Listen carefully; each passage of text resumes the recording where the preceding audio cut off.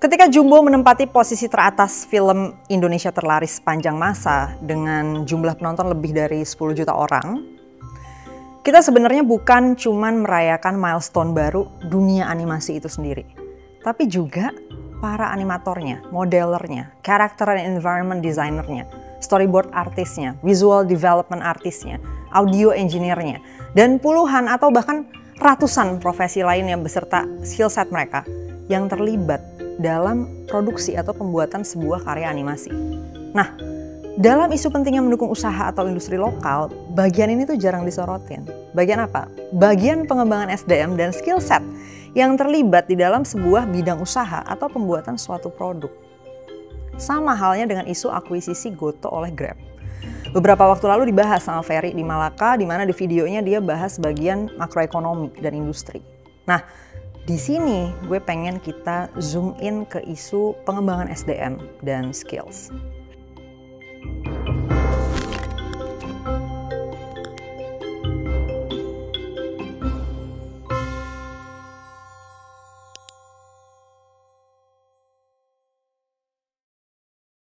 Kalau kita ngomongin pengembangan SDM, biasanya kita otomatis langsung mikir ke arah pendidikan, sekolah, kampus, lembaga pelatihan, dan seterusnya. Pokoknya segala hal yang sifatnya ngajarin suatu ilmu atau keahlian tertentu ke masyarakat. Tapi kita jarang menyorot bagian demand side-nya nih ya. Sekolah, kampus, dan lain-lain tadi itu kan nyetak SDM. Ya, jadi mereka memproduksi. Nah, mereka nih supply side. Mereka memproduksi SDM dengan spek tertentu. Sementara sejarah pelatihan formal atau pendidikan formal untuk suatu skills itu dimulai dari demand side, alias ada dulu nih demand untuk suatu skill set tertentu. Di peradaban Mesir kuno misalnya, pendidikan formal untuk keahlian tertentu itu dibikin karena adanya kebutuhan pemerintah saat itu untuk nyatet hasil panen, administrasi pajak, dan akuntansi. Jadi bukan tiba-tiba ada sekolah akuntansi karena random aja gitu ya. Ada yang pengen kayak, oke, gue pengen warganya pinter hitung-hitungan, gue bikin sekolah akuntansi. Gak gitu. Melainkan karena birokrasi waktu itu emang butuh orang yang bisa nyatet data panen dengan akurat. In short, pendidikan formal itu muncul dari adanya kebutuhan atau demand terhadap suatu skill dulu nih di lapangan. Nah, sebenarnya sampai hari ini, in a way, pola itu yang masih juga berlaku. Ada siklus supply demand SDM yang berlaku di job market gitu. Jadi adanya suatu demand skill A mendorong terbentuknya pelatihan atau course atau pendidikan skill A. Kemudian makin banyak yang punya skill A, industri yang make skill A makin berkembang. Akhirnya industri yang makin berkembang, demand terhadap skill A makin naik lagi dan muter lagi siklusnya. Sementara kalau berangkatnya dari supply aja, hasilnya skill itu nggak keserap jadi aktivitas produktif gitu. Aktivitas produktif jangan dibayangin cuma kerja di korporat atau pabrik gitu ya, tapi kerja non-profit, filantropi itu juga kerja produktif gitu. Itu merupakan aktivitas produktif. Ada konsumen yang punya kebutuhan, ada produk yang dibuat untuk memenuhi kebutuhan tersebut, dan ada uang yang masuk untuk membeli produknya.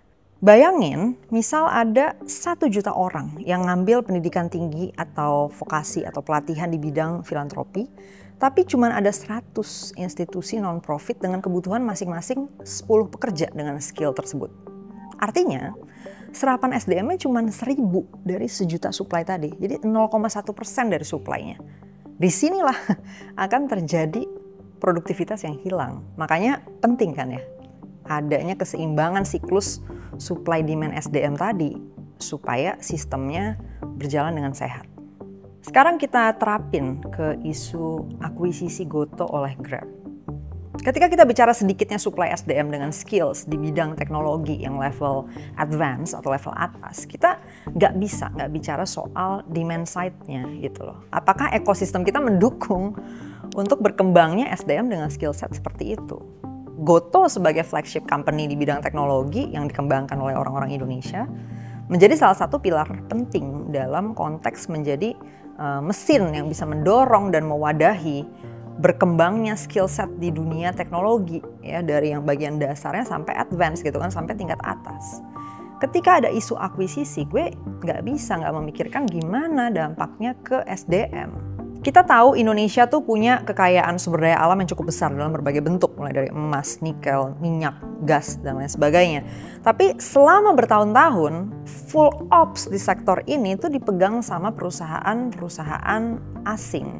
Dampaknya, posisi teknis di level lanjutan atau advance engineering di bidang itu, diisi oleh SDM dari negara asal perusahaan-perusahaan tersebut. Sementara pekerja lokal gimana? Direkrut tapi ya tidak di level itu gitu kan, karena ya mereka juga punya supply SDM yang perlu diserap di negara mereka. That's why ketika mereka yang pegang full ops-nya, mereka utamain SDM dari negara asal perusahaan mereka. Dengan kondisi kayak gini, skill set engineering di bidang energi dan tambang tadi di level yang lebih tinggi dan kompleks itu jadi minim atau bahkan gak ada demand-nya buat SDM dalam negeri. Nah, akhirnya ketika kita punya potential talents di skill itu atau di bidang itu, potensi ini akan sulit berkembang karena gak ada wadahnya, gak ada kesempatannya gitu. Nah, masalah kayak gini itu jadi risiko yang perlu kita waspadain kalau kita kehilangan pemain lokal di bidang teknologi. Karena pengembangan supply side tech talents itu butuh ekosistem demand side tech giants yang mendukung.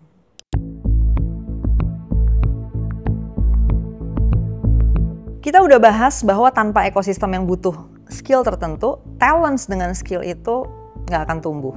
Balik ke contoh di awal tadi. Film Jumbo dan Good News untuk industri animasi. Lo bayangin kondisi animator lokal sebelum tahun 2017, sebelum si Juki the Movie tayang dan meraup lebih dari 642.000 penonton. Membuka jalan untuk 8 tahun kemudian, Jumbo pecah rekor dengan 10 juta penonton. Di masa itu, mungkin ada banyak potensial talents di bidang animasi itu nggak berkembang. Karena bisa dibilang ya nggak ada wadah produksi animasi lokal dengan skala sebesar sekarang yang bisa menyerap mereka dan ngasih mereka tempat untuk berkarya dan mengasah skill set mereka. Orang dengan skill modeler ya, atau storyboard artist atau character and environment designer itu pada mau ngerjain apa kalau nggak ada wadahnya, ya kan?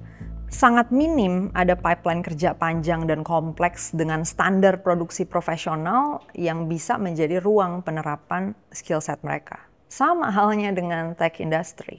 Gotoh sebagai flagship tech company Indonesia itu jangan dilihat cuma dalam konteks dia sebagai satu perusahaan dengan brand dan produknya, tapi dia sebagai wadah paten buat pengembangan tech talents lokal gitu. Karena di sini kita nggak cuma bicara kerjaannya ada, tapi juga skalanya, kompleksitas ekosistemnya.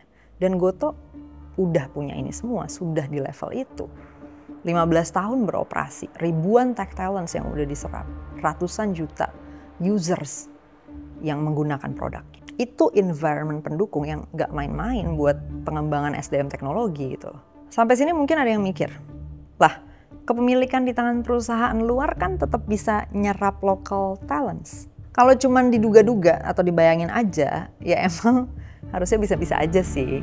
Tapi track record empirisnya kan nggak gitu. Contohnya ya kayak yang udah kita bahas tadi di bidang pertambangan, ketika full ops di perusahaan luar, posisi engineering dengan advanced skills akan diutamain dari negara asalnya. Nggak bisa dimaksimalin buat SDM sini dong. Dan udah terbukti kan sebenarnya di konteks Gotoh, ketika ada pemain lokal yang megang full ops di skala segitu, akhirnya di mana-mana kita ketemu tech talents level atas, udah pasti pernah kerja di Gojek. Nah, kita perlu dengan cermat menimbang apa dampaknya ke persoalan pengembangan SDM teknologi kalau Gotoh diakuisisi Grab. Gotoh nih bisa dibilang the last man standing lah ya untuk big tech yang masih beroperasi di Indonesia dan jadi gerbong terkuat untuk mendukung pengembangan tech talents lokal. Traveloka yang juga dibangun sama founders lokal itu dengar-dengar bakal mindahin full ops mereka ke Cina. Dan tentu saja konsekuensinya mengganti engineers mereka yang di sini dengan engineers di sana dong, kan pindah ya operationsnya. Nah kalau sampai ekosistem tech companies di sini hilang total, habis, kita gak akan pernah punya SDM dengan skill set di bidang ini yang mumpuni. Dan inilah yang selalu terjadi berulang-ulang di berbagai sektor. Karena kurangnya pemain lokal di situ, atau kalaupun ada, masih terlalu kecil, ya kita nggak bisa bangun SDM di bidang itu. Akhirnya jadi siklus kematian industrinya. SDM-nya nggak ada, industrinya nggak bisa kita kembangin, ujungnya kita jadi konsumen doang. Gojek itu bikin banyak banget pelatihan intensif buat talenta muda, khususnya di bidang software engineering seperti back-end engineer, front-end engineer, data engineer, mobile developer, hingga product manager dan DevOps-nya. Mereka bisa bikin ginian karena mereka bisa langsung nyerap jadi produktivitas. Jadi siklus ekonominya komplit. Nah kalau udah diakuisisi Grab, pertanyaannya apakah bakal tetap ada wadah kayak gini lagi buat local talents? Kita lihat ya, sebaran engineers dia udah jelas cukup besar dan mapan di luar Indonesia. Jadi kayaknya kemungkinannya kecil gitu loh untuk dia tetap menggarap talent pool lokal. Karena apa insentifnya buat dia ngerjain itu juga, ya nggak sih? Sebenarnya kan yang paling punya kebutuhan akan itu adalah kita sebagai publik yang hidup di negara ini, yang diuntungkan dari berkembangnya ekonomi di negara ini. Disinilah harapan kita ada di apakah pemerintah mau mengambil tindakan dalam masalah ini atau mau pasif aja dan membiarkan the last man standing kita di bidang ini untuk tumbang.